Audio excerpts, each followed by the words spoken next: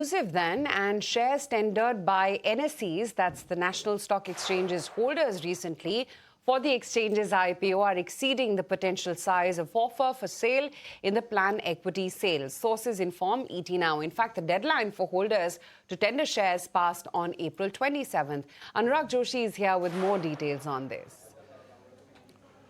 The total number of shares tendered by NSE shareholders recently for the exchange's initial public offering are exceeding the potential size of the offer for sale component in the planned equity sale of NSE. NSE has been planning for the IPO, and in March, NSE had invited its shareholders to tender their shares, which would form part of the OFS, which is the offer for sale component when the IPO takes place. The deadline for tendering of shares by the holders passed on April 27. Sources have informed ET Now.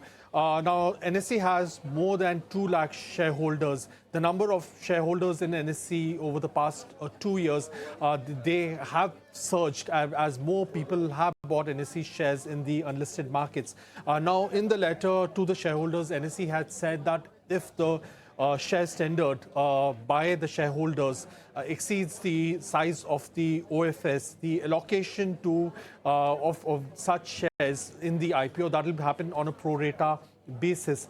And in February, NSE Managing Director Ashish Chauhan had informed ET Now that the OFS size is likely to be 4 to 4.5% of the equity capital of NSE. NSE has a total equity base of 2.48 billion shares. So the IPO size, given assuming a 4.5% of this 2.48 billion shares, will be at least 111 million shares, and the valuation would be at least at about 52 or 53 billion dollars.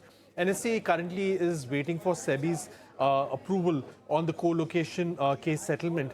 A high-powered advisory committee had recommended the settlement amount of 1,800 crore rupees. And this case relates to the preferential access given to brokers via the co-location facility in 2009. Now, just to give you a quick timeline, NSE had received SEBI's no objection certificate for the IPO in January. On February 6, NSE's board had cleared the IPO, and on March 12, NSE appointed 20 banks to manage the planned IPO. Okay, thank you so much for that.